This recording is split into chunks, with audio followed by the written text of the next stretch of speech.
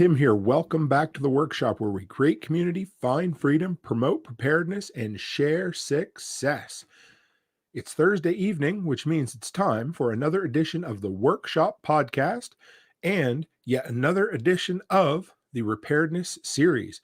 Preparedness, the art of home maintenance when help isn't around the corner. So tonight we're going to talk about the nine most common water supply disasters, how we can fix them. But before we dig into that, first thing we got to do, get a few items of housekeeping out of the way. I always have a few announcements. We get them out of the way and we move right on. And of course, absolutely happy Thanksgiving. This foolish Canadian here scheduled an episode right in the middle of American Thanksgiving. So I apologize, but you'll find out I had a reason I wanted to get a few episodes in over the next little while. I'll give you a little heads up on what's going on here. All good. So first off, guys, don't forget that the workshop is just one podcast of an entire community of podcast and content creators at the Preppers Broadcast Network.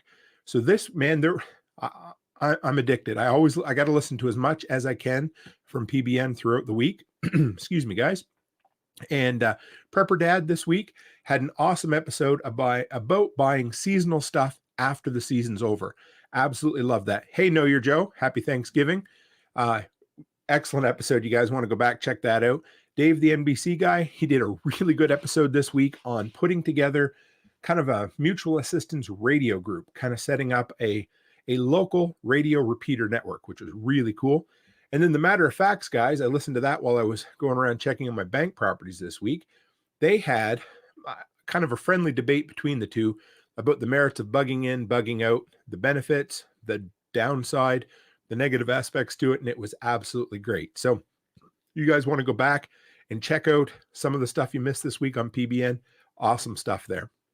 And then also, if you want to know what's been going on with me on the Workshop podcast, this week we had Holly the vet. She was on Sunday night. She was awesome. I figured I'd share a couple things right quick. One thing she said that cracked me up was that chickens are just basically little dinosaurs. Hey, Charlotte, how are you? And then she also said, she was full. We're going to have her back on the show because she had so much good insight for us.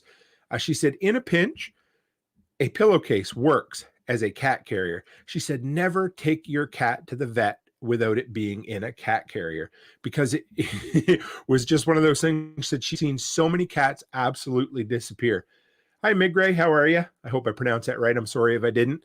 And then a third one, which was great, was zip tying the flea collar to the inside of your collar for the dog. She said, the biggest, most important thing about getting a flea collar working for a dog or a cat is, well, mostly a dog. She had some other stuff to say about that, but was to make sure that it gets good skin contact all the time. She said, easiest way to do it, zip tie it to the dog's collar. So very good.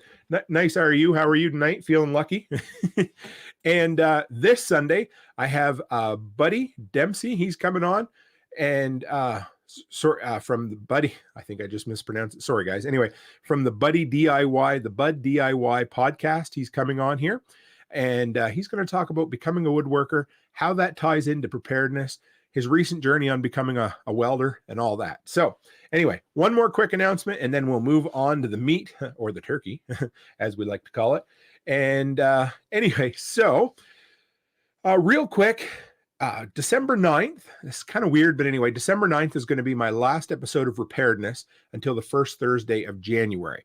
So I had planned on taking off kind of 2 full weeks for content through Christmas, kind of the Christmas New Year's break. But we got kind of some bad news, whatever. Anyway, my father has to have some kind of somewhat serious surgery, and he lives on the other side of the continent. So I got to fly back there and I told him I would go back and visit with him for 10 days while he had his surgery and stuff. And I'm going to have some pre-recorded things on the YouTube channel, a couple of pre-recorded episodes, but I love doing these preparedness episodes live. So I decided we're just going to slide it off. So January 6th, we'll get right back at it. We're going to have tonight, and then I believe 2 more episodes going on. And then there'll be a little hiatus in the middle, which really sucks because I love doing this. But I've also, for 2 years straight, never taken a week off with content. So it was time to do something like that. So anyway, that's enough of my yammering on of announcements for this week. And yeah, Okay, so let's dive in. This is a good one. I've spent a ton of time putting together a whole bunch of stuff for you guys this week, and I love it. So, the 9 most common water supply disasters and how to fix them yourself. That's what we're here for. So, Intrepid Commander says everyone's left her home, even the wife is in bed. Kids are still up, but things have slowed way down. I'm glad. I know you guys have an awesome Thanksgiving down there. So, and we celebrate Thanksgiving in October, which is the weirdest thing. I can't figure out why we don't do it the same time you guys do, but we celebrated on Columbus Day. So anyway, so what we're going to talk about, becoming better at troubleshooting, what to keep on hand for these water supply issues. And then toward the end, I'm even going to throw some off-grid long-term solutions at you. Stuff that if, the literal shit hit the fan and you got to go a long way without ever being able to fix something, some of these off-grid solutions on how to get by without it. So, hey, Chris Dixon, how are you? Fellow Albertan in here. Things are still cooking here, he says, so to speak. Know your Joe. All right. So first off, guys, one thing I've always realized when dealing with plumbing emergencies is they never, ever happen on when it's convenient for you. They always happen in the evening, on the weekend, on a holiday, or on a holiday evening weekend. And plumbers are going to charge you. So sometimes being able to fix things or at least keep something on hand is just about limping something through until you can get someone there to help you, or until you can get a plumber there to help you when they're not going to charge you through the nose. And I get it. Everybody has to make money.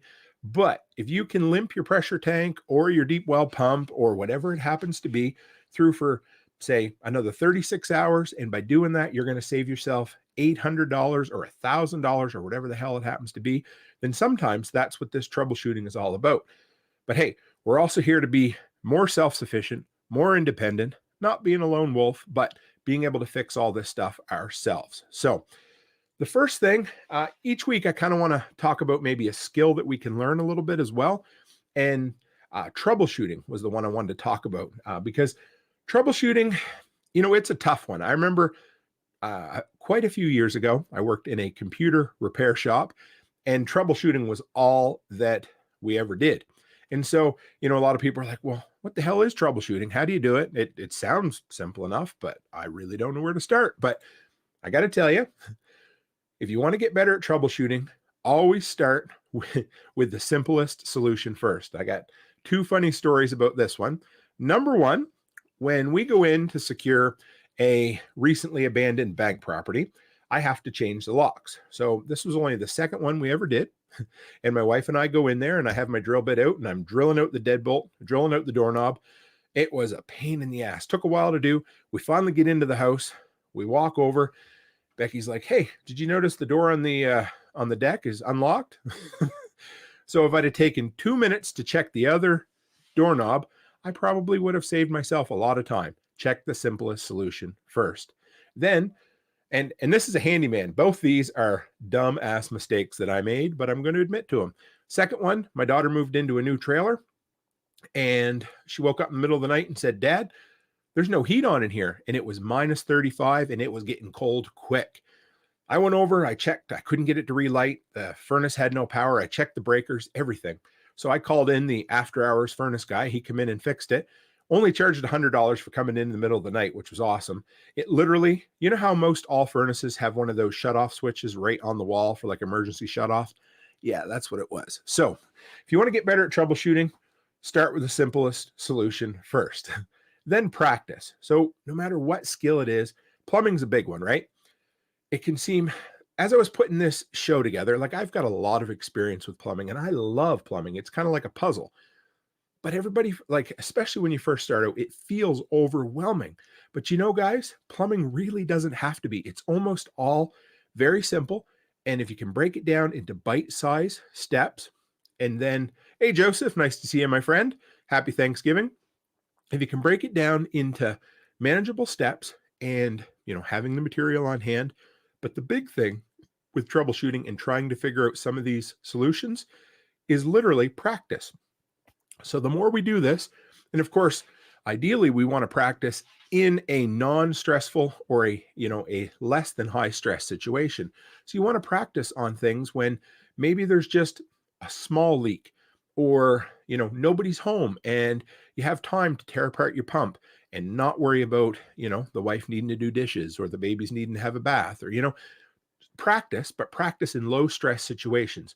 The more you practice, the more you're going to say, oh, okay, I realize here is, a broken point inside of a pressure switch for a pump. And I know what that problem is. And once you start troubleshooting, each time you fix something, you're going to add that to your mental data bank and you're going to be like, okay, now I have an idea. Now I know this could be this, or I've seen this before, so practice.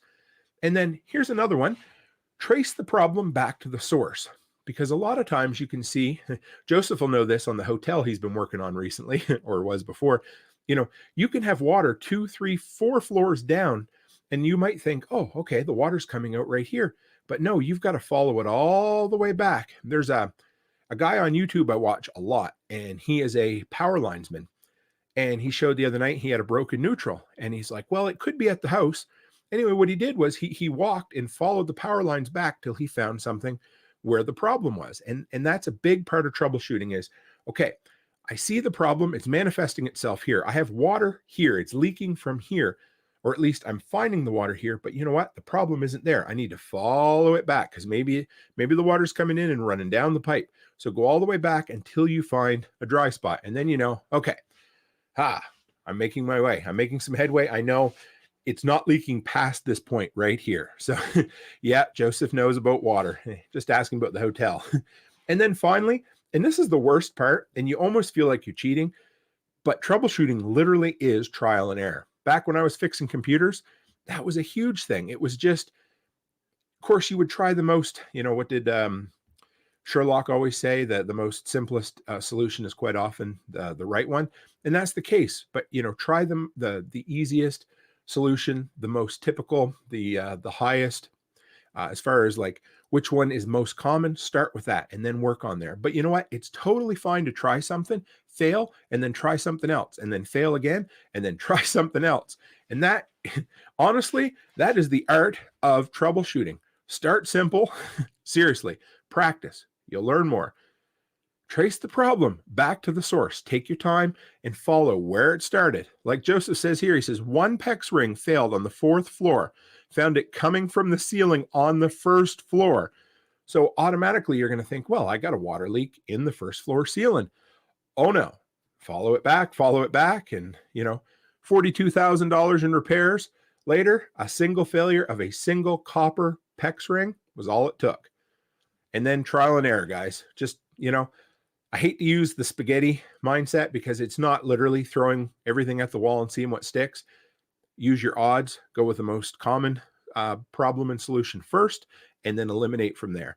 And you'll become a better problem solver and better at troubleshooting, because that's the big thing when we're dealing with any house system. And this will be a concept we're going to revisit week in and week out, because if you become better at troubleshooting in plumbing or in water supply, you're going to become better at sewer work, at heating issues in your home, at exterior issues, all of that. So from here, we're going to deal with, so for me, I decided plumbing is such a big issue, a big topic, that I thought, you know what, we're going to split it up.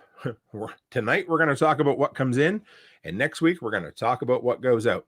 Next week will be a little crappier, but you know how it is. So tonight we're going to talk about water supply issues, and not even kind of eliminated. I'm going to talk about hot water tanks a bit, but that's going to be a whole nother episode. Man, I don't even know. There's so many episodes we got coming up, and they're going to be awesome. So for me, again, when I talk about preparedness being prevention, I think that the biggest thing is to prepare for the most likely issues to happen, the worst problems you can end up having. So I took the 9 that I see the most often, 9 that most people with a little bit of basic knowledge can fix, and the 9 that are the most obvious, most common thing that could happen to you. So let's work our way through.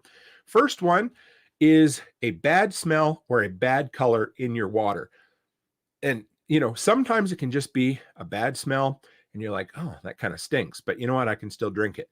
You might not have a way to test your water. You might not even know, hey, is there something wrong? Isn't there something wrong? But there's always ways to deal with it. When my wife and I bought our very first house, and we had barely a pot to pee in, literally, and we had some issues there we'll talk about another night. We had the water tested. It came back okay. There wasn't really anything seriously wrong with it. And soon after we moved in, it was just an old dug well, went down about 6 feet of water. It was about a maybe 10-foot deep well all the way, and you could barely ever drain it. And all of a sudden we got this coppery smell in our water. It was nasty. Not really sulfur, but copper. And it would stay in the clothes after you washed them, after you dried them. It was awful, to the point where we couldn't drink it. We couldn't bathe in it. We couldn't wash our clothes. We didn't know what to do. So we talked to some experts, and they said, you need a $15,000 reverse osmosis machine to fix that. It'll filter it all out, fix you right up. And Becky and I both looked at ourselves and we're like, well, I don't know where you got 15,000 hiding, because I don't have 15,000 hiding. We need to come up with a lone wolf situation, a solution here, because we don't have the money. We got to do it ourselves. So I got talking to some of the old timers, and they're all like, oh, simple, wash your well. And I'm like, what the hell does that mean?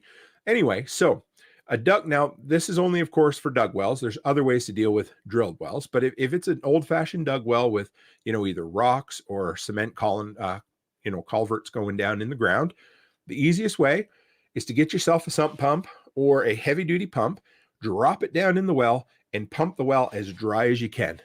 Now, go down the pump with a ladder and scrub the sides. Spray it down with bleach, wear yourself some protective gear, tie yourself off. Don't do anything you're not comfortable with. But this is a simple way, quite often, to deal with that. And this was what happened. We kind of disturbed a whole bunch of sediment because the house had been empty for quite a few years. But if you've never cleaned a well, it can be a little intimidating, but it's really not that bad. If you can climb a ladder and you're not scared of enclosed spaces, it's not too bad. Use a nice headlamp, go down there, give it a good scrubbing, add some bleach to the water, run all your taps. And you know what? We ended up fixing it. It was awesome. My brother-in-law had a similar issue, but this is with a drilled well. So if you ever have a really stinky, really nasty kind of smell come out of your drilled well, if you guys have never heard this term before, but you can shock the well. And that is basically dumping 2 or 3 gallons or more, whatever you end up wanting to do, straight down the well of, unscented bleach. You drop that down there, and it almost always will kill whatever the bacteria and nastiness is in that well. Then open up all of your faucets, anything as far as an outlet in the home, and let it run. Flush it out. And that is so simple. And so often people are like, well, we need to pay somebody, or we need to drill a new well, or, now if you have a lot of sediment, make sure you put one of those inline filters in. And if you think, Tim, I got to hire somebody to put in an inline filter. No, you really don't. They're super simple. If you can run a hacksaw, you cut into the middle of the water line, and then you just put on 2 compression fittings from there. But make sure you get one of those white ones that looks like a roll of paper towel, and find the one that's going to suck all that sediment out. It's going to end up saving everything else in the house, and it's going to prevent some of the other issues that we're going to talk about later on. Charlotte says she remembers when we shocked the pool, it was nasty. And you know what? Same kind of concept. It basically knocks all the nasty crap out of the water, makes it a little bit more solid, and then allows it to pump up and get out of there. It kind of is like, open heart surgery for the well, but it really works. So, what do we keep? What do we need? Almost everybody has a good sump pump or some kind of utility pump you can drop down in. I just picked up one from Amazon recently that I'm going to use for pumping out our hot tub, and it looks like it should work really well. But, the faster and the bigger volume of pump, the better, because this old dug well of ours, you could barely pump it dry. The thing would stay almost level at 6 feet all the time. So something to, take a look at. And also, if you have a bit of a smell, sometimes just installing an inline charcoal filter will be enough to get rid of that. But so kind of a nasty color, nasty smell, that's the first one. So then the next one, this is the big one. This is a pump issue. And again, a lot of this, of course, is going to be geared toward people living in the country, homesteaders. Now, it doesn't mean that a lot of this doesn't pertain to us city folk as well. But of course, pumps and that, when we don't have water, we panic, right? Because what do they say? 3 days without water and you're you're in some serious world hurt at that point. And, if either help isn't around the corner or you don't have the money to fix something, when your pump is acting up, I remember the absolute sheer panic we used to have when we had problems with the pump. So the first house wouldn't be the first one we lived in as a married couple, but one of the first ones. And we'd rented it from somebody who lived out of the country and didn't care to take care of the place at all. And we had a jet pump. That's one of those little, kind of looks like a tabletop pump, has a little nozzle that comes out of it. And they work for a drilled well that isn't too deep. And this thing was old. And the main guts of what turns your pump on and off is called a pressure switch. I knew nothing about this. And one night we were getting ready to do baths for the babies, and the pump just died. Made a funny smell and it died. And I thought, oh my God, honey, we can't afford a new pump. So again, remember when you guys asked me what my motivation was for learning all this? It was abject poverty at one time and absolute desperation, to the point where we didn't have any of this stuff to be able to afford to hire someone. So I had to turn around and figure it all out myself. So pump issues. Like I said, there's three main types of pumps. The jet pumps, those are the little ones that sit on a table. They kind of come to a point. They work for dug wells and, medium depth drilled wells. And then, hey, Ted, nice to see you, buddy. And then there's the deep well pumps. They look like a long piston for those who are on the video feed. They're just a long column. They fit right down into the very bottom of your drilled well. And then there's an old style piston pump. And those are the workhorses. We had one of those in the first house we bought. And they have a pulley system on them. And they take an old V-belt and they make a clug, clug, clug, clug noise like an old train taking off. And they're great because you can barely kill them. And trust me, we tried. But anyway, so the house we lived in had a jet pump. And the most common issue on those is the small little gray box that is the turn off, turn off. It's the turn on, turn off. It has the cut in and cut out pressure set for your pump. So I thought, I don't know what to do. But I knew this guy I went to school with. He'd moved back to town. He was an old stoner and he was kind of an unofficial plumber. So I called him. He's like, oh, he says, you got a screwdriver? I said, yep.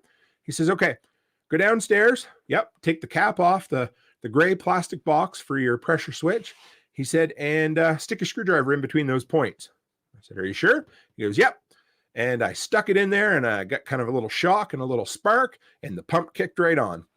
What happens with those is they get worn out, they get sticky, they get a lot of electricity going through them, and they end up sticking quite bad. And so, you can spray them with WD-40 or my favorite fluid film to free them up a little bit. Sometimes, he said the first time, he said, try this. He said, just tap the side of it with a screwdriver and see what happens. And sometimes that's enough to get those points moving. But once they start going, they can be an issue. So if you're, make sure it's a grounded screwdriver, stick it in there, wiggle it around a little, and quite often you can bring your pump back to life. Super simple. That's something that people don't always think about, but you need to keep one of those pressure switches on hand because that is the single most common issue that goes on any pump. And all of them have it. Piston pump, deep well pump, and jet pumps all keep those pressure switches. So have one of those on hand for sure. Now, in a pinch, you can take a nail file and file those points down. Say you can't get to the store for a month or something.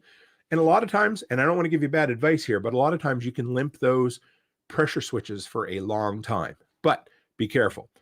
Number two with pumps, the next big thing is the control box or the pump switch, they call it. And it just looks like a gray electrical box that mounts to the side, somewhere near the pump.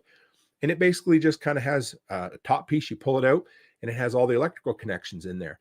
They're really susceptible to wearing out and lightning strikes. There's a reset switch underneath of them. You can always try those.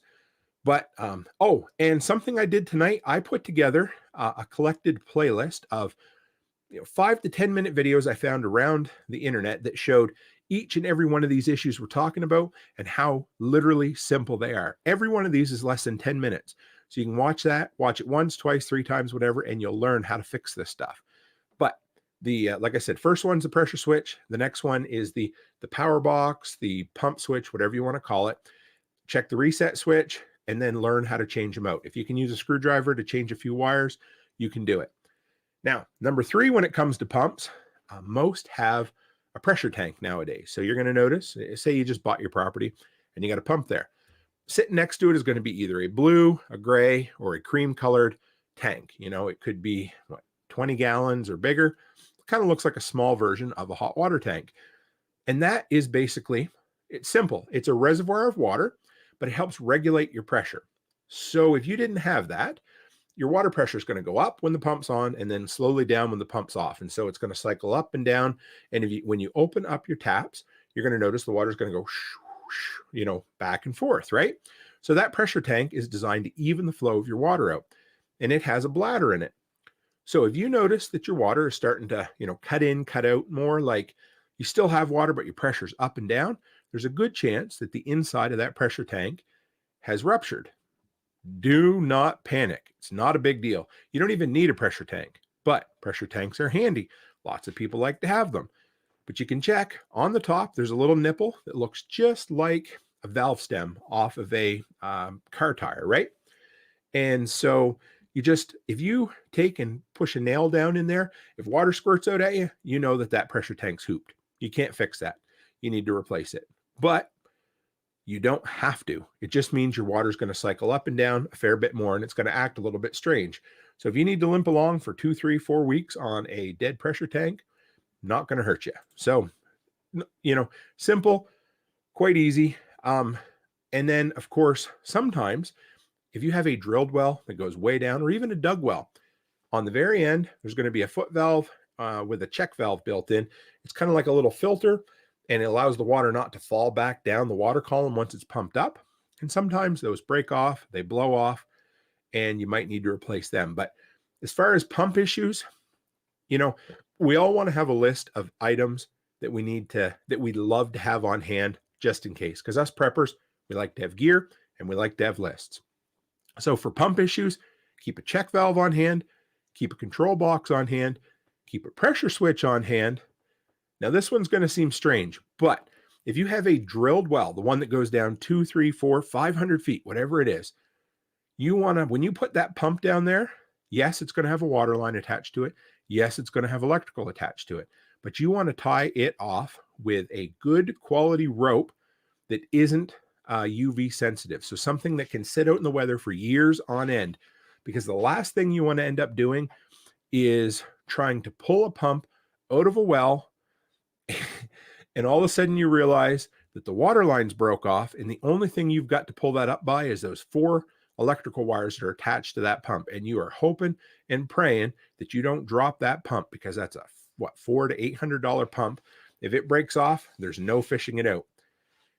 And if you want to get real extreme, keep an extra pump on hand too, and learn how to change that out. Because honestly, if we want to be completely as self-sufficient as we can be and as off-grid as we can be, an extra pump would be awesome, especially if it's a jet pump, because they're not super expensive compared to some of the other ones. But honestly, if it's in the budget down the road, once you've got one extra of each of those pieces, grab yourself an extra pump and you should be good to go. Number 3, water line issues. So from here, first off, I want to give you a little disclaimer. So if you're ever going to dig anywhere in your home and you have any concerns that there's electrical or gas lines or anything buried, call line locators. Just about anywhere you live, it's totally free, and they can save your neck, literally. So here's the big thing. If you got a well out in your backyard somewhere, whatever, right? And it has to run into your home, there's going to be a water line that runs underground from your pump to your house. Now, quite often, either through frost or rocks that are down there or whatever happens, sometimes your water line is going to spring a leak. It might be a fitting that lets go. It might be just literally a crack that develops in the pipe. Now, you can call somebody and have them come out with a mini excavator and dig it out and charge you an arm and a leg. But again, what is preparedness? The art of home maintenance when help isn't around the corner. So we got to solve this ourselves.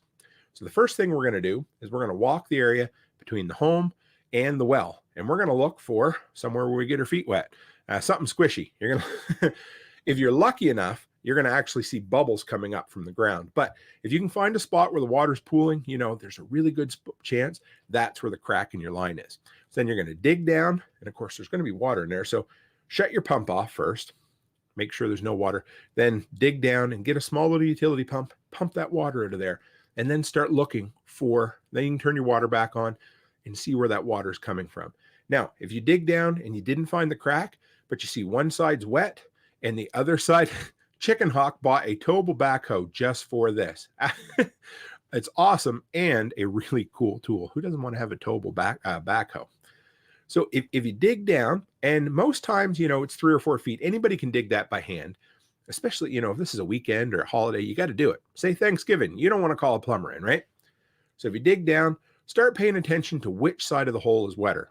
Kind of might sound funny, but so if one side's sopping wet and the other side's just kind of a little bit damp, then you know that you need to go toward the sopping wet side. So if you didn't find it the first time, just keep digging into the muddier side, get down there, and then find yourself your crack, your plumbing fitting that let go, whatever it happens to be. But again, water's life. And if we don't have water, we're going to be stressed out and we're going to be having a bad day. Get down there. Again, I know I say almost every plumbing problem seems to be able to be solved with a hacksaw, but you want to keep some fittings on hand. You want to find out what size water line you keep. You want to find out what size water line was installed if you can, and then keep an amount of fittings on hand. The big one you want to have is a bunch of couplings or joiners, and you just cut the bad piece out. Now, if it's just a tiny piece, you should be able to cut it out, put a joiner in, 2 hose clamps. I would put 4, 2 on either side, because you're burying this fitting at this point, because you don't want to have to replace the entire water line. That's a story for another day. Go down there, tighten everything up, turn your water back on, and maybe even leave it exposed for a day or 2 just to make sure you're not going to have any more issues. But it's really that simple. Dig down, find the crack, cut it out, put a fitting in, tighten it down. Bob's your uncle. You're all set. But honestly, that's the big one. Now, the other one could be that you have a broken or blown off fitting down your well. And we talked about that a bit. But, if you have a jet pump in your basement, well, it's just as simple as pulling your water line up. That's not too big of a deal. But if you have a deep well pump, then you're going to have to pull your pump, and you're going to have to find what fitting let go. Keep some elbows, some T's, and a whole bunch of pressure clamps, hose clamps, because they are cheap insurance to keep your fittings your fittings put together and your well running and your water system going. But that's it. Now, what should you keep on hand? Again, fittings. And make sure you know the size. Have a good selection of fittings. They're cheap. They're like 79 cents a fitting, those poly water line fittings. Keep a whole bunch of hose clamps on hand, and then keep enough water line on hand just in case you have to replace the entire thing. And that means not just from the well to the house, but from the well to the house and down the well. Make sure you have enough of that. That stuff's cheap. You can buy 500-foot rolls if you have to. But again, start with your budget. Look at what you think is the most likely thing to happen, and then go from there. Now, some of these preventative maintenance, walk the area and look occasionally, even if you're not having water issues, once a month or once every 3 months, walk the area between your house and your well and look for wet spots, right?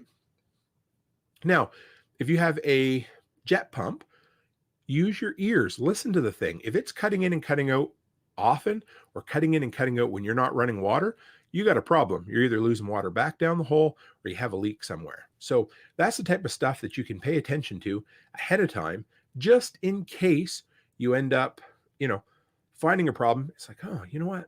There's a wet spot here. I think it's time we dig this up. Let's fix it before it gets real bad, right? So from there, how about the next one? This is a good one. And these are kind of the overall title is broken shutoff. So if you have a main, everybody, maybe I should have mentioned this before, but you guys probably know this stuff, but everybody should know where your main water shutoff is, just in case there's an emergency. However, what do you do if your main shutoff isn't working? And this is a weird one. This is one that makes you uncomfortable. This is one when you go in the basement and you go to turn your water main off and the thing just spins in your hands, or it doesn't turn at all, or it falls off in your hands. You're like, I'm not having a very good day. So there's really 3 things you can do. And another quick story because I love stories, but we look after property management. And one night, the wife and I were getting ready to head out of town for a really nice meal. And all of a sudden, I get a call from a tenant who was very frenzied and worked up, said, "I got water coming in my basement. Can you come fix it?" I'm like, "Well, yeah, that's my job. I'll be there." So I go over, and it was Friday night about 6 o'clock. So the town guys had already gone home. This was a town property. And yeah, there was water coming in. And it was just after the shutoff, the main shutoff to the home, but the shutoff wasn't working.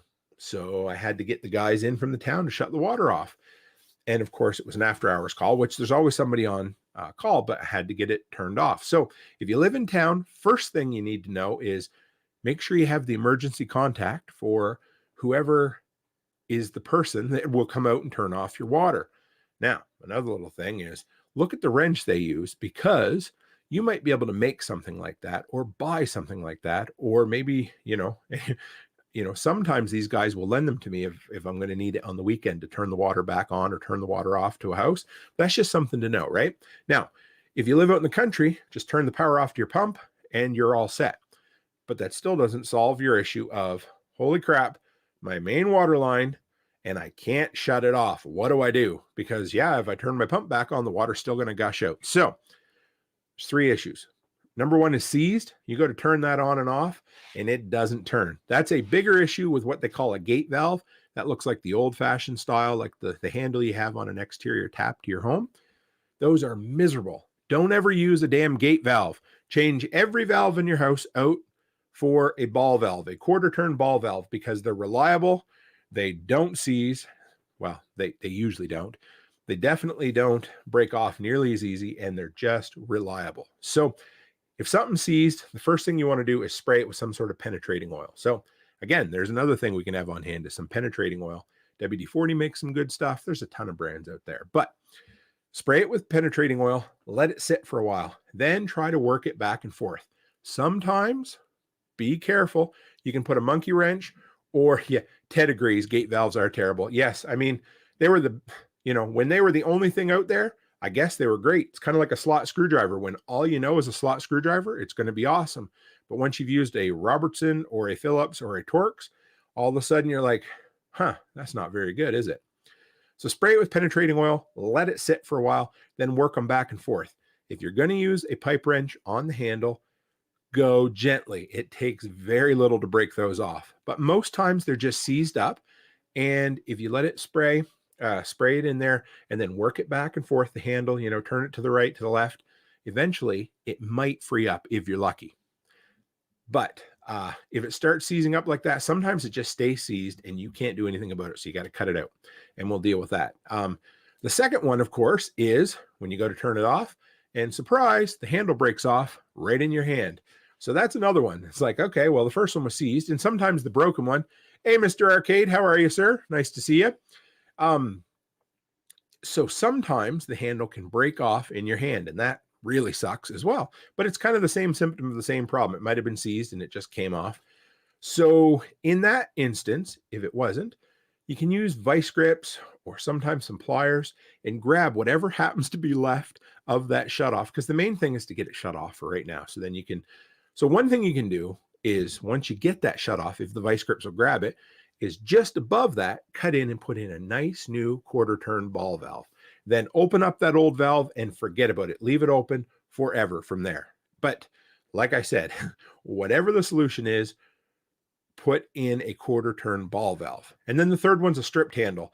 Those are fun because, and this is the worst thing about those old gate valves, is sometimes the handle gets stripped and you think you're shutting it off, and all you're doing is turning the handle, and you turn, and you go up and you cut into the water line, and you all of a sudden got a whole bunch of water coming to you. And these are 3 symptoms of the same thing, but these are all the main shut off for the house. So yeah, that's where you go. Now, the big thing, of course, preventative maintenance can solve a lot of these issues, because those old gate valves hate to just sit there. I mean, they love to stay in a state of stasis. Say that 10 times fast. Anyway, so if they're open, they love to stay open. If they're closed, they want to stay closed. So one thing you can do is go around every year and spray each of those gate valves with a little bit of penetrating oil, and then turn them off and on a few times, or spray them with a little bit of anti-seize, something like that. That's the best way to make sure that a valve is going to work when you need it to. It's just like running your generator, run it a little bit here and there, every 3 months or so that it's up and ready to go and it's not in a bad way. But, more than that, even if you do have one, figure out a good spot right near there, shut your water off, cut into your water line. I love shark bite fittings. We're going to talk about them a little bit later. Cut into the water line, grab yourself a shark bite quarter turn ball valve, snap it on either end of the copper pipe, and you are done. That's it. And those, you need to have them on hand for sure. And if you live in town with municipal water, and I never said this for sure, I don't have one. I'd love to get one at some point, but if you can get one of those municipal tools that will turn the water on and off, that may just save your hide sometime. Ted says, if you got a gate valve, use it so it doesn't get stuck. Yes, that's the worst thing with those. That's what I love about a ball valve is they can sit there for 100 years, and for the most part, they'll still turn. But the gate valves, if they sit there, you might as well forget about it. And of course, in the basements, things are always damp and humid and getting all, seized up and corroded and all that. And they just didn't seem to be made very well. So yeah, get rid of gate valves if at all possible. This is a huge item on the preventative end of things. So if you're looking for something to do, you're like, Tim, I need one thing to spend money on as far as plumbing goes. Everything else is good in my house. I'd say get rid of every friggin' gate valve in the house. Just my opinion. Number 5, this is a super common one, a pinhole or a burst pipe. So basically you got a leak somewhere in the pipe. And this is something that most people see and they panic. They're like, oh my God, oh my God, oh my God, what do I do? Where do I go? I got water coming out. Well, first thing you do is take a breath, slap yourself across the face like it's an 80s sitcom. Well, no, don't really do that. But, and then go and shut off your main water supply. That's literally what you need to do. Then you can solve the issue from there. I got a call a couple of years ago from a customer, and I showed up at their house. Turned out it was the wrong one. I had 2 customers with the same name. So anyway, I went to their home.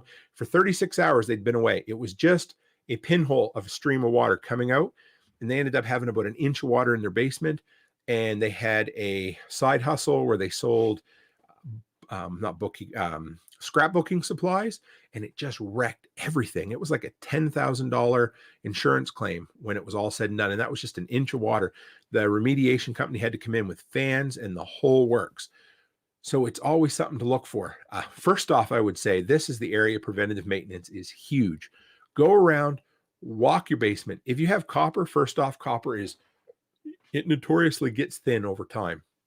So look for areas that might have green or white buildup, maybe some rust or maybe some dampness on the pipe, or look for some wet spots on the ground that have dried, or even worse, look for drips coming from your pipe. If you see that kind of shit, fix it now, because the last thing you want to do is being away for a nice weekend away with the missus or the mister, and all of a sudden you're like, oh, I come home, your night's ruined, your insurance premiums are going to go through the roof. So fix that before you can.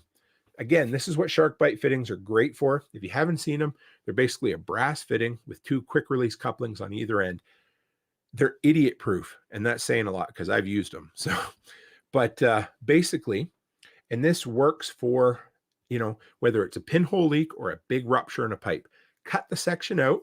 And if it's just tiny, if it's just a little tiny crack, then you can just pop those shark bite fittings in and you're done. Literally a 3-minute fix to have a $15 part on hand. Now, if you have a ton of plumbing to do, don't do it with shark bite fittings because they're expensive. They're cheap insurance to keep 2 or 3 on hand, but don't plumb a whole damn house with it. Get yourself, and this is time, Ted, you can be embarrassed for me. Handyman confession time. I don't know how to solder. Never learned how to solder. I really should learn how to solder. However, with the advent of PEX, since I've been in the handyman business, I bought a $50 PEX crimping tool. I keep a full selection of plastic PEX pipe and the fittings on hand, and you can fix anything. Between that and, the shark bite fittings, they fit on both PEX and copper pipe. They are a prepper's dream, literally, because they allow you to fix anything. So keep, a couple of ball valves on hand, some couplings, maybe a couple of T's, and a cap. Caps are good for, an absolutely simple situation. The caps will just shut it off for you. And that's okay. Katie says over in the EOC, can't catch the live show tonight. Look forward to the podcast tomorrow. No worries, Katie. I'm the one that went and, booked this show on Turkey Day. So sorry about that, guys. But we have a great crowd in here tonight. So this is awesome. So, keep some shark bite fittings. Again, my favorite hacksaw or a pipe cutter. You don't have to have a hacksaw. I just love having a hacksaw because it's such a versatile tool. And then there's these little orange C tools that you can pick up that basically allow you to remove any and all shark bite fittings. And while we're going here, Chris had a question. What's the new line since PEX? I had to upgrade to it when I changed my kitchen taps. You know what? I honestly haven't run into it. There's, Ted says shark bites are great in emergencies. I've been bad about bringing up your chats up here on the screen tonight, guys. So sorry about that. So there's CPVC, but that's about the same age as PEX. If there's something other than PEX, there's Polypex. Sometimes it just has different brand names.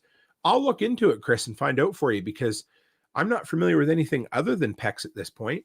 Shark bite have become, synonymous. They're basically everywhere, and they work with the older CPVC. They work with copper, and they work with PEX. But I'm not sure. I'll look it up, and I'll send you a message if I can remember. And like Ted says, yeah, shark bites are great in emergencies.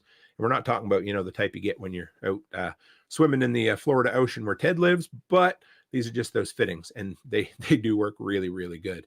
And then, maybe have a couple of fans on hand and a sump pump. This is, worst case scenario, but if you ever do have a flood or some damage, you might need to be able to clean that up, especially if it's a post-flood situation and it wasn't due to plumbing, but it's really good to have that kind of stuff on hand. So next, leaking faucets. My daughter has one at her rental right now. The last place we lived in before we bought this house, I opened up the kitchen cupboards underneath the sink. It had a funny smell. I tore up the floor that was in there, and there was mushrooms and mold growing down there. And that was simply from a leaking faucet that was working its way down. It was up under the supply line. So if you've never fixed a leaking faucet, if you can use a wrench, it's pretty simple. But what do we want to keep on hand? If you know the type of faucet you have, every faucet has a stem inside, and that is the piece that turns back and forth underneath the handle. So find out what your brand is and get yourself, true story, if you go into a lot of smaller hardware stores, if it happens to be, say, like a Moen or a Eurostream, any of those taps that have a lifetime warranty, and if you go in there and say, hey, do you keep these extra stems on hand for warranty claims? A lot of times they'll give you a left and a right hand one just to have on hand. And if they don't, buy a couple from them or order some on Amazon. But have a couple of stems on hand because eventually your taps are going to start springing a leak and you need to learn how to do that. Screwdriver, take the handle off. Super simple. And then the other way that a tap is going to leak is up underneath. So first it's on top and you're going to have those two stems you can replace. And the much more difficult is the water lines, or what they call the supply lines. So have you ever looked underneath your kitchen sink, bathroom sink, you see those steel braided lines.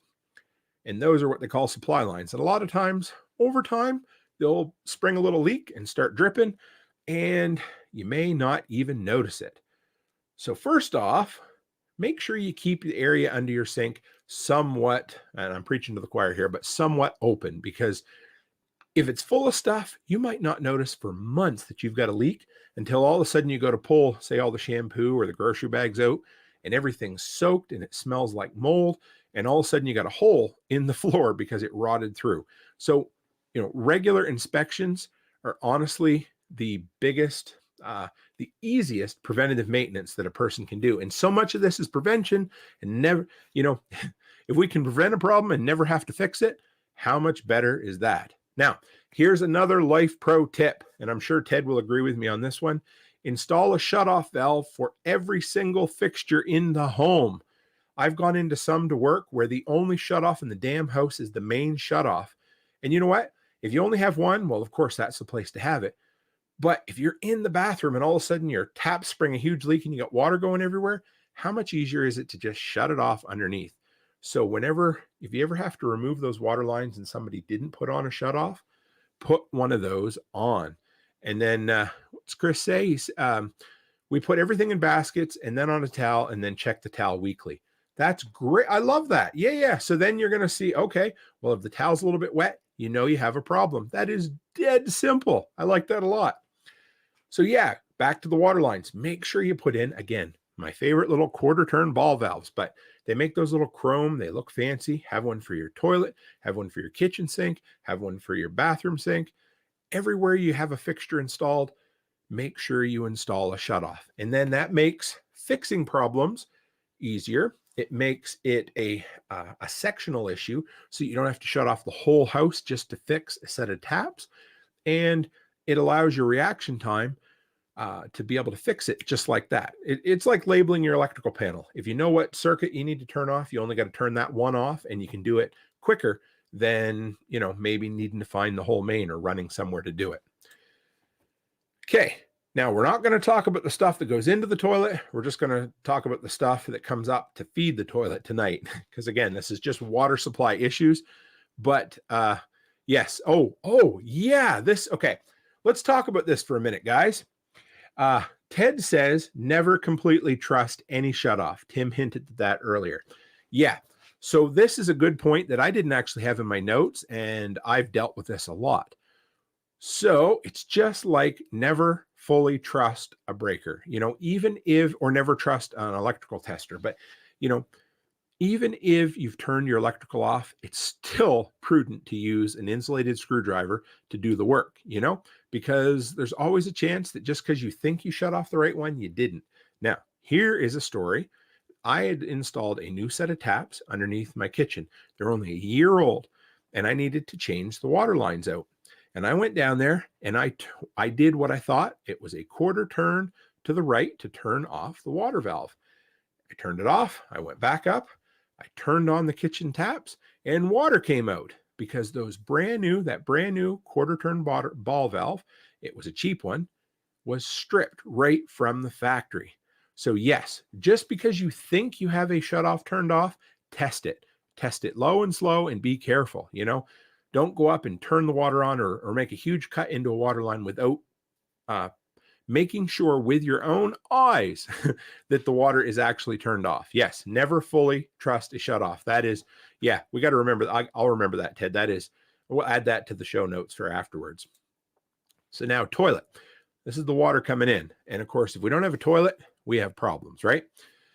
But again, leaking supply line. And to back up real quick to the set of things to keep on hand for fixing sinks, shutoffs, water supply lines, faucet valve stems, and a really cool tool, if you've never seen it before, a basin wrench. And they look like basically just this long kind of weird pipe wrench type thing that looks like a T. And they're really handy because the worst thing you can ever do is to try to take off water lines that are seized onto a set of bathroom taps up inside. I mean, I'm a big dude and I got to turn and twist and contort my body and hold my tongue the right way and get right in there.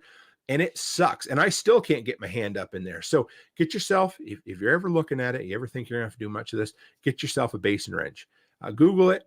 They're awesome. They work so good. If I can find a recommendation, I'll put a link, an Amazon link into my show notes tonight, guys, because they're a lifesaver and they're really not that expensive anymore.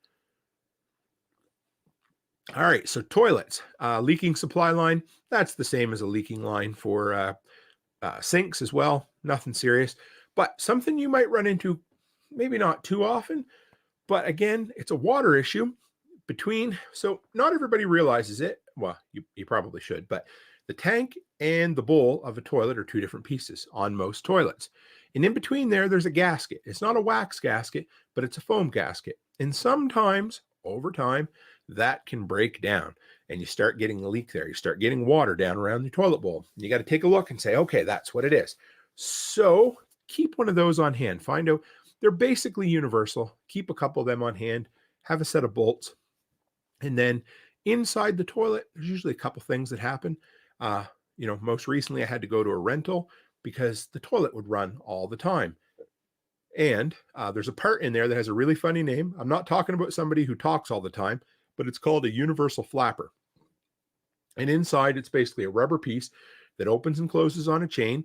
And after a while, they get twisted or warped or cracked or worn out.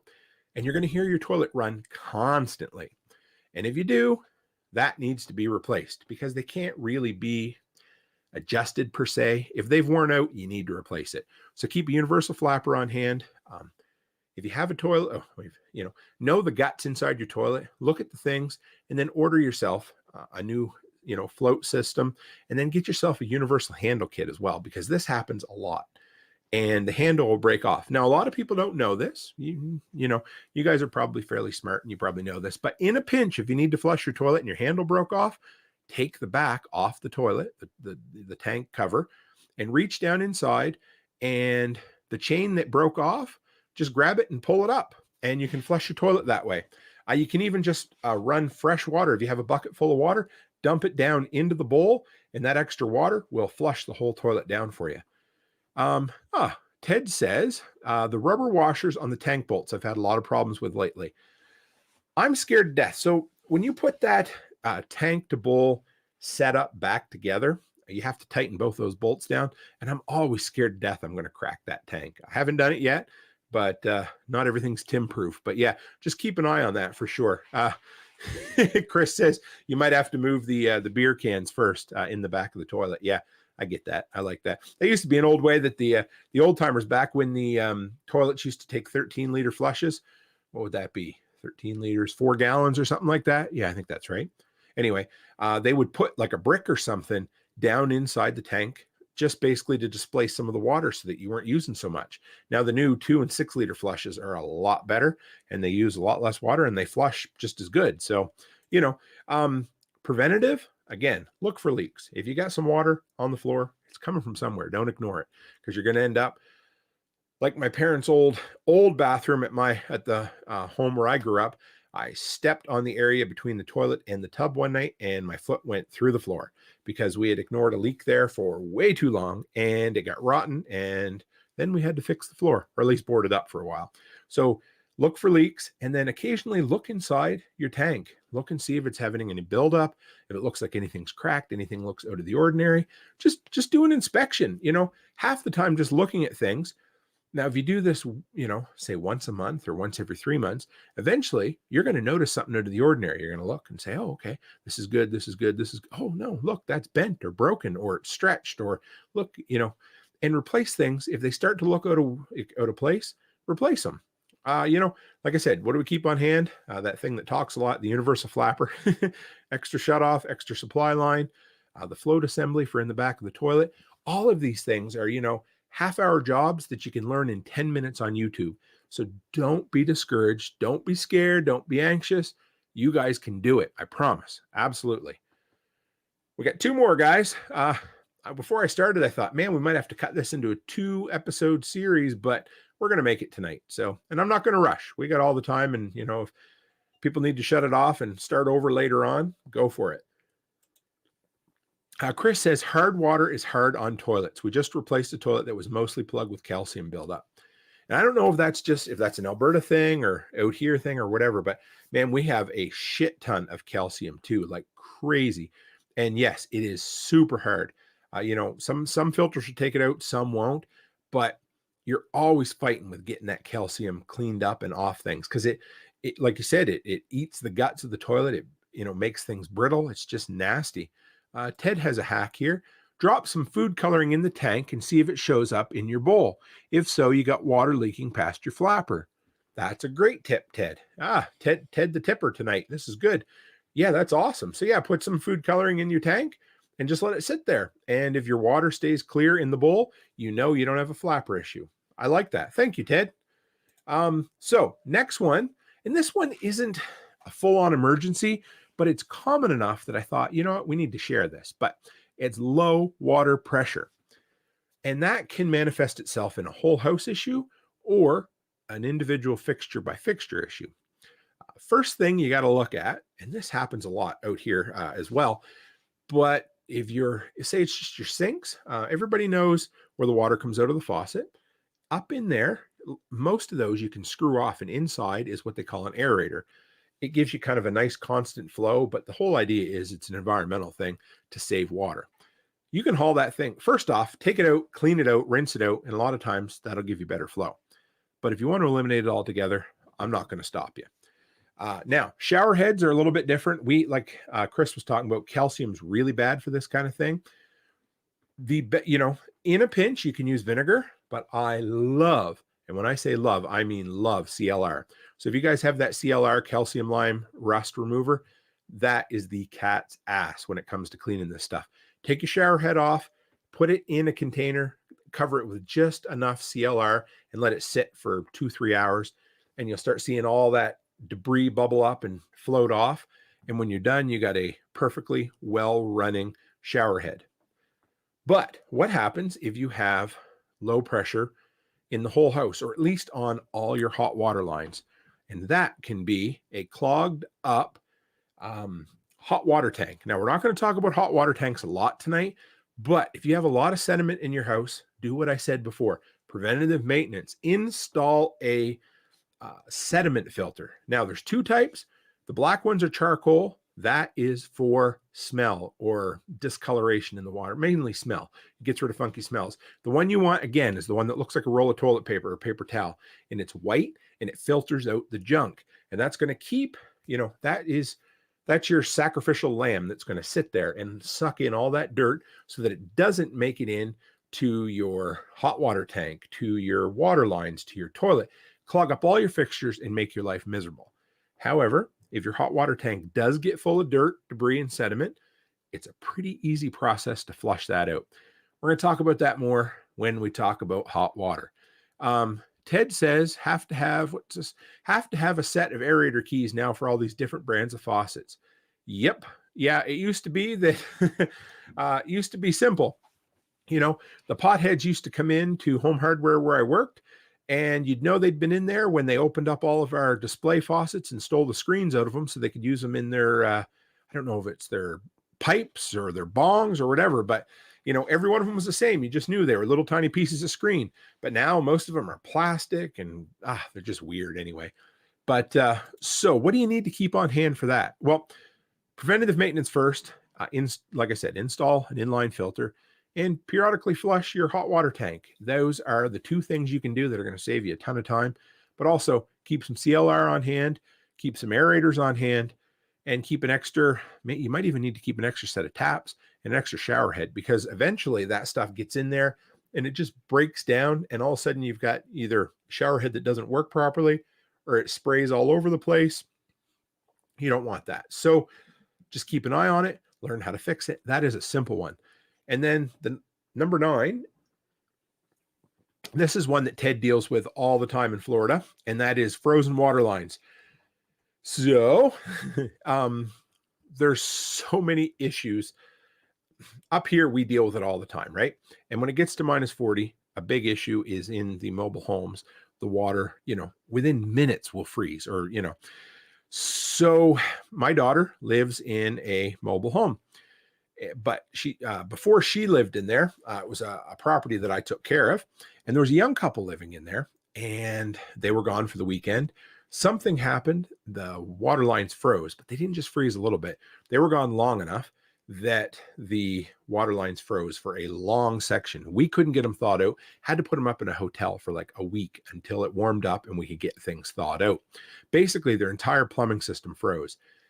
It really, really sucked. Now, normally, if you catch it early on, you're only going to have a small section that's frozen. If you have an infrared thermometer or a thermometer gun, you can point at the line, follow it along, and find the spot that hits 0 or 32. Wherever it's the coldest spot, that is where you're going to concentrate your heat. Now, when I first started, I didn't have an infrared thermometer. I didn't even have a heat gun. I just used a blow dryer. And why do I own a blow dryer? Because I have no hair. I don't really know, but I have girls in the house and they need that, right? But so in a pinch, will a blow dryer work? Yeah. The problem is that it's a lot of guesswork. So if you do live in an area that's prone to frozen pipes, it's probably worth investing in a heat gun and an infrared thermometer. And neither of them are very expensive. You can buy no-name ones of those, but It makes your life so much easier. A few things you can do ahead of time in the fall, go around the outside of your home and look for any areas there might be gaps, because that is where something's going to freeze. If you find an area where air can infiltrate, that is where it's going to work its way in. And that's the area that's going to freeze the quickest. So first off, first line of defense, go around, plug those areas, fill them in, make sure that the cold air can't get through. That's number one. In areas that tend to freeze, heat tape, if you guys aren't familiar with it, is really cool. It's basically a long extension cord that you tape to your water lines. They plug in. They always have a lit end on them so you can tell they're working, which is super good. Again, preventative maintenance, go around in the fall, test them, make sure they're all lighting up and all working. Also, insulate the hell out of those pipes. So one trick we do out here quite often is put the heat tape on, then insulate. If you're really concerned, put the heat tape on, then put the black foam insulation, then wrap the entire thing in double bubble foil insulation, and then cover that entire thing with tuck tape from there. All of that. It works really well. Now, the downside to that is if your heat tape ever goes, it is a pain in the ass to cut everything off and replace it. But sometimes that's just what you need to do. Now, life pro tip, if you live in an area where it's cold and it's getting really cold at night, and your pipes are a little bit prone to freezing, something you can do is turn on a faucet. The best thing is to turn on a faucet as far away from the water supply as you can. Now, I don't mean let it run like crazy, but let it drip through the night.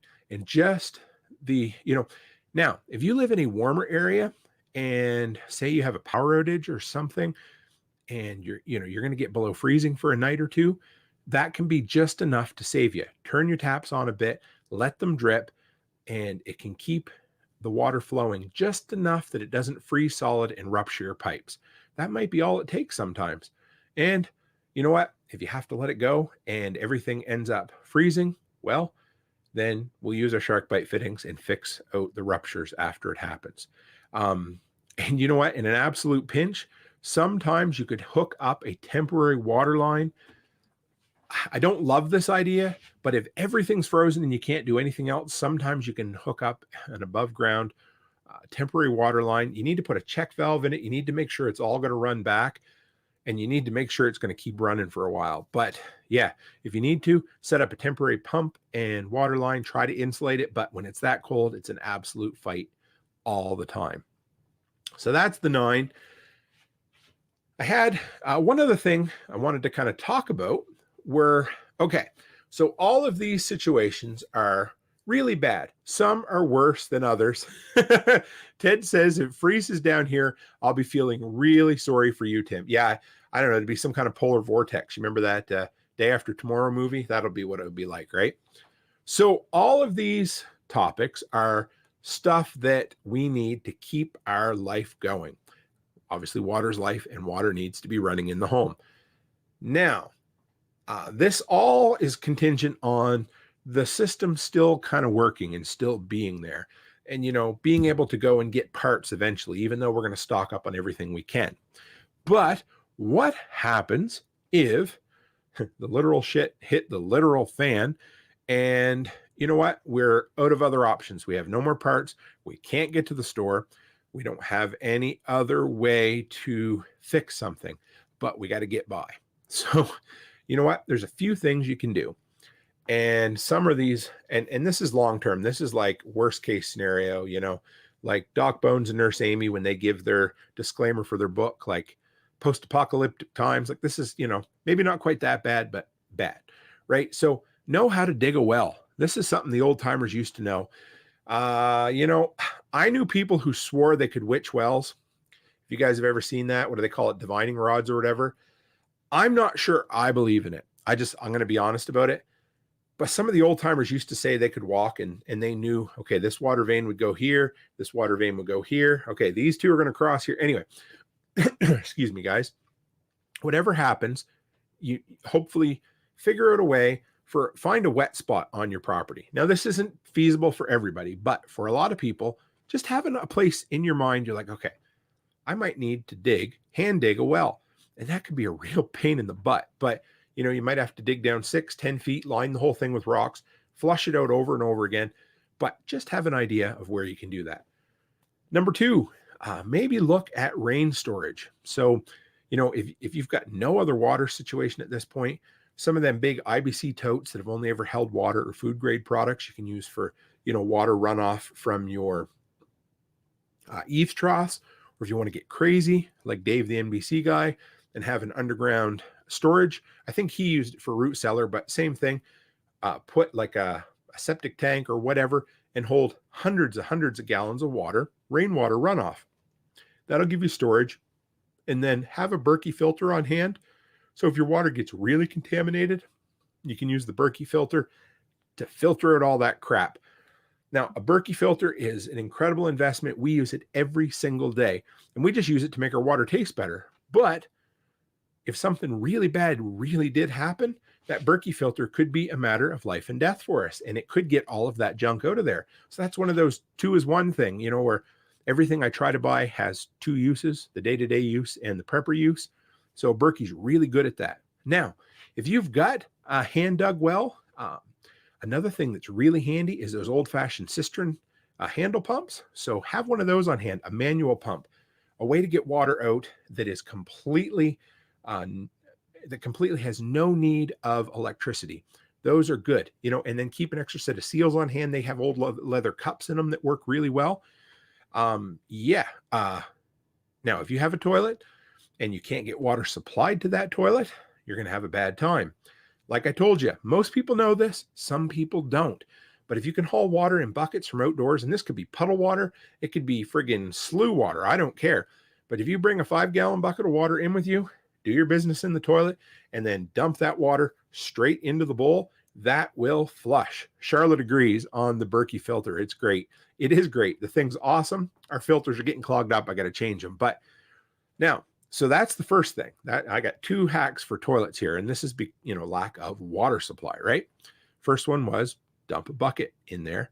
Now, here is the next one, and you guys might laugh, but I've been on job sites before when I can't get away, and nature has called, and I have no water because the water's turned off because we're doing plumbing in there. But you know what's nice is to still be able to sit on a toilet to do your business. So the best way is to take a heavy-duty garbage bag, put it down in the bowl of the toilet, then put the lid down or the seat down over there, do your business, put your paper in there, lift your lid back up, tie your bag off, and go throw it the hell in the dumpster and never think about it again. But that is something you can do. Chris says, here's one here. 1 gallon of water will effectively flush a new toilet. Experience, LOL. Yes.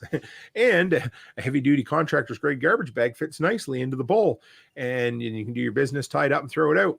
So that's not ideal, but that is another reason to keep garbage bags on hand. And if you had literally no water, if it was a drought and you couldn't flush your toilet anymore, but you still wanted to use your bathroom facilities, and this is worst case scenario, right? But it works.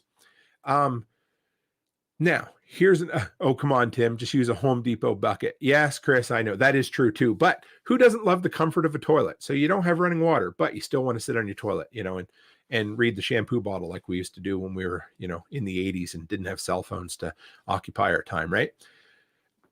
Now, if you live in either a climate that doesn't freeze or you're in the 6 months of the year where you have no concerns of freezing, and say you have a really nasty rupture underwater, underground, and you don't have the time or the ability to dig up your water lines, you can run a temporary water line above ground. And like I said, if it's not going to freeze, it's not going to bother anything. So that's why we keep enough water line on hand to be able to run all the way down the well and all the way up. But if you can get a hold of your water line just where it comes to the top of the well, haul it up, cut it off, hook up your new water line there, run it in through a basement window or whatever it happens to be, hook it up to your pump, unless there's a pump down in your well. Now, at least you've got water. Now you've bought yourself some time. Now you might be able to figure out a way to barter with a neighbor who, might live up the hill from you and have an excavator, and they might be able to come down in a week, but they can't come down in a day, right? So again, think outside the box.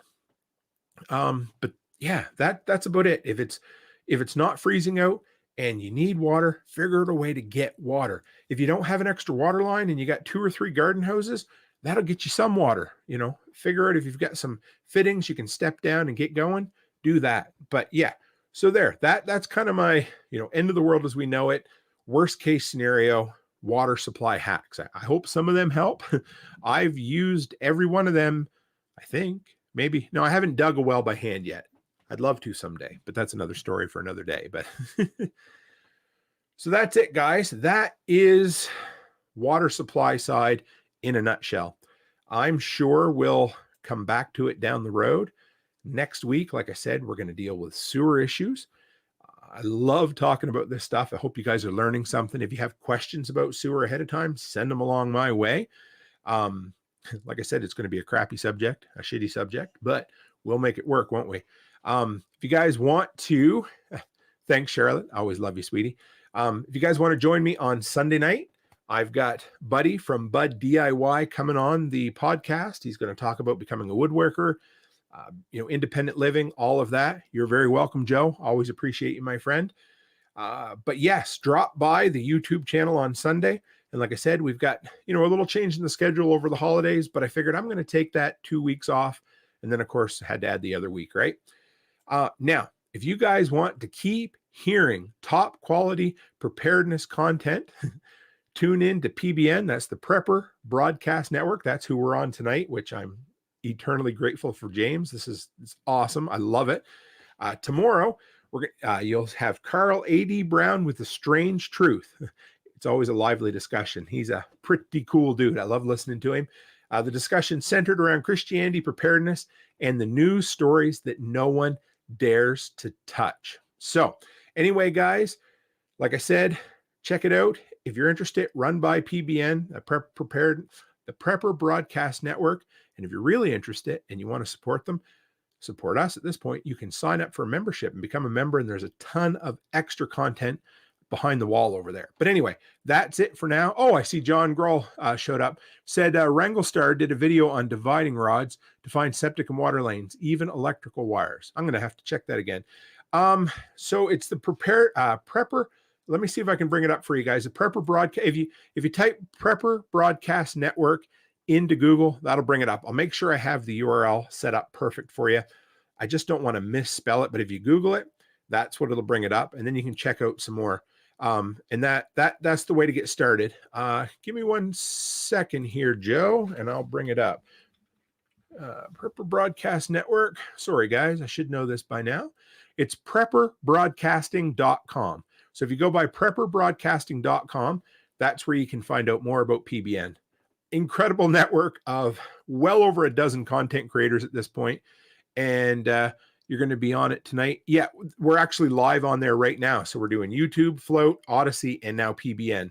And so this podcast will be automatically through their feed as well. And you can check out all the other content creators as well. So anyway, guys, for my American friends below the Canadian border, happy Thanksgiving. I hope you're, not sick of turkey, and Christmas is right around the corner. Anyway, guys, as always, stay happy, stay healthy, and have a great week.